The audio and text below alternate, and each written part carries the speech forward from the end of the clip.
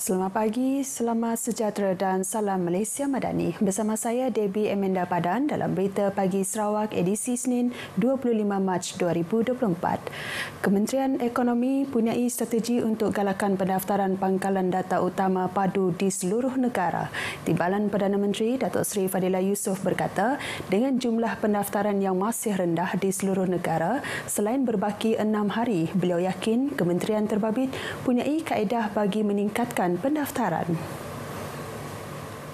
Saya kira Kementerian Ekonomi mungkin ada strategi tertentu apa mereka nak laksanakan dan sebagainya. So biarlah kita serahkan pada Kementerian Ekonomi lah. Setakat hari ini, pendaftaran padu belum mencapai 35% di seluruh negara. Datuk Seri Fadilah bercakap kepada media selepas majlis iftar Jamin NextGen Petrajaya di Masjid Al-Hazali, Kuching. Menyentuh mengenai larangan pendaftaran padu di Sarawak, beliau menjelaskan satu pertemuan antara Kementerian Ekonomi dan Kerajaan Sarawak akan diadakan dalam masa terdekat bagi membincangkan perkara terbabit. Dalam majlis itu, beliau turut menyampaikan sumbangan duit raya kepada 120 orang terdiri daripada golongan anak rumah amal, pelajar madrasah dan pelajar tahfiz dari kawasan Petrajaya. Tiada draft perjanjian diberi atau diterima di antara Kerajaan Madani dan pembangkang seperti yang didakwa pemimpin Perikatan Nasional PN. Timbalan Perdana Menteri selaku Ketua Whip Kerajaan Perpaduan, Datuk Seri Fadilah Yusof berkata, justru itu tidak timbul wujudnya draft perjanjian baharu Kerajaan Madani seperti yang didakwa pemimpin PN berkaitan tuntutan peruntukan wakil rakyat pembangkang.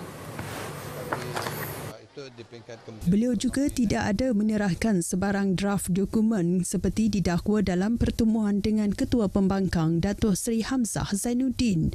Menurut Datuk Seri Fadilah, draft itu turut disebut Ahli Parlimen Hulu Terengganu, Datuk Rosul Wahid dan bertanya adakah Ahli Parlimen tersebut sudah melihat draft tersebut dan jika belum, beliau menyuruh Datuk Rosul meminta dokumen itu daripada Ketua Pembangkang untuk kesahihannya. Menerusi kenyataan media, Timbalan Perdana Menteri menjelaskan pertemuan di Parlimen 19 Mac lalu, beliau hanya mendengar permohonan dan tawaran PN namun tiada sebarang dokumen diberi maupun diterima. Tegasnya pada pertemuan tersebut tiada sebarang dokumen diberi oleh pihak Kerajaan Madani maupun pihak pembangkang.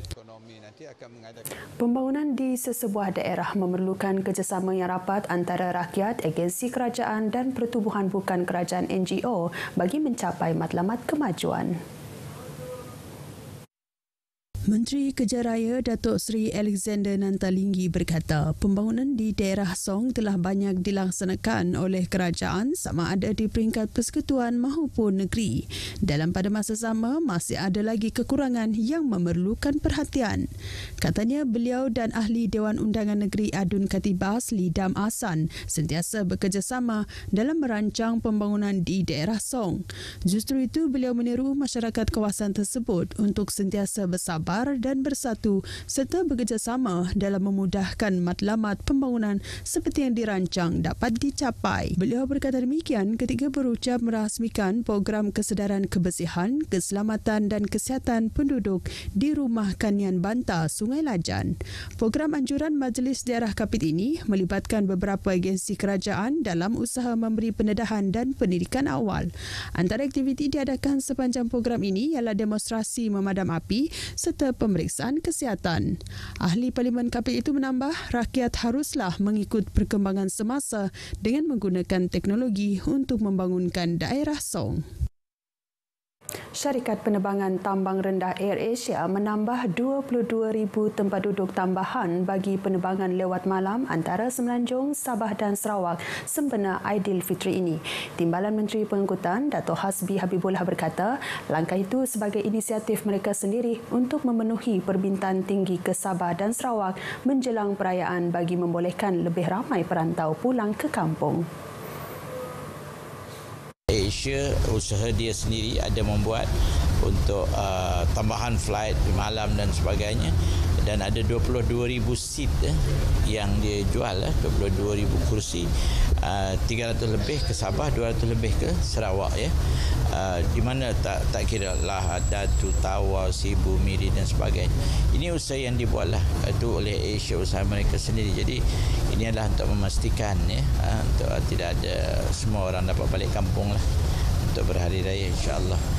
Itulah usaha yang dipastikan untuk memastikan hari raya, hari-hari perayaan tiada lonjakan harga.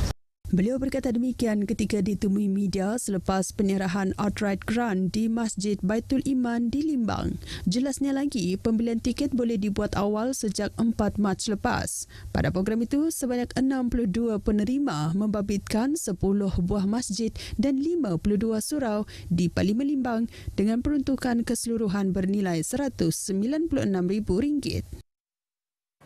Dalam perkembangan lain, Dato' Hasbi yang juga ahli Parlimen Limbang meminta ketua masyarakat dan ketua kaum di kawasan dan rumah panjang yang terjejas akibat kemarau memaklumkan masalah mereka kepada Jabatan Kebajikan Masyarakat untuk agihan bantuan air. Dedahnya, terdapat beberapa rumah panjang di kawasan pedalaman di Limbang berdepan kekurangan air selepas empangan kering susulan kemarau dan cuaca panas yang melanda ketika ini. Kalau tak silap saya 2-3 hari ini dah ada penghantaran dibuat oleh laku ya kepada rumah unggi, rumah tangga. Ini kawasan ini saya tahu memang diorang memang ini memerlukan air daripada daripada ampangan. Jadi dan satu lagi tak silap saya yang baru ada menghantar WhatsApp dengan saya ialah rumah dulunya rumah Jubang, rumah Tanah Merah. Rumah ampangan mereka kering. Jadi kita berharap kepada tuan rumah, tuan kampung bawa perkara ini kepada kebajikan dan Jabatan Kebajikan akan membuat pesanan air lah kepada laku ataupun juga bantuan daripada mana-mana agensi untuk memastikan air dapat dihantarlah kepada penduduk-penduduk yang terjejas ini. Katanya pihak laku manajemen Sedia Berhad sudah mengagihkan bantuan bekalan air bersih ke beberapa kawasan dan rumah panjang yang terjejas akibat kemarau susulan cuaca panas. Sebelum ini, bantuan air minuman botol sudah diagihkan Jawatan Kuasa Pengurusan Bencana Daerah melalui Jabatan Kebajikan Masyarakat kepada beberapa buah rumah panjang yang terjejas susulan kemarau di Limbang. Walaupun cuaca tidak mengizinkan, tapi warga Kuching yang menyertai program berbuka puasa bertemakan Sungkai Piknik Style anjuran Dewan Bandaraya Kuching Utara DBKU tidak melepaskan peluang berbuka puasa beramai-ramai dan juga bersama keluarga. Ditemui RTM seawal pukul 3 petang, mereka sudah memasang kemah dan membawa tikar di tengah-tengah Padang Merdeka bersama ahli keluarga. Hujung minggu merupakan masa yang sesuai untuk melakukan aktiviti riadah dan bersantai bersama keluarga. Jadi ambil pengalaman lah. Dan sesekala bang orang tua relax itu.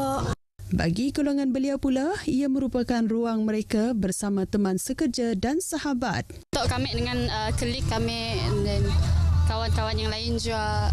So, mek rasa program tak bagus juga lah sebab kita bergumpul sekucing tu. Hari itu secara spontan dah kami pergi situ. Dengar ada dalam radio pun ada Madar ATM Radio Mesra Sarawak lah. Petang pagi ada Madar, ada tu. Coba jalan nasib kata. Pergi je ke situ. Cek temu dengan member-member situ semua pindah. Tak kami lah. Syok lagi lah. Program berbuka puasa tersebut menjanjikan pengalaman santai dan menyeronokkan. Turut disajikan hidangan bubur lambuk percuma dan solat maghrib berjemaah di Padang Merdeka. Walau bagaimanapun, bagi mereka yang tidak mempunyai kemah, mereka terpaksa mencari tempat berteduh atau kedai makan untuk berbuka. Sebenarnya kami tadi dari Padang Merdeka tu nak sungkir dengan kawan-kawan itu. Tapi ya tak memandangkan cuaca tu si mengizinkan nak sungkir. Kami orang tak plan lah nak berjalan cari sini tempat nak bersungkir tak. Alulah tergerak hati nak pindah ke situ, nak makan sungkir ke situ.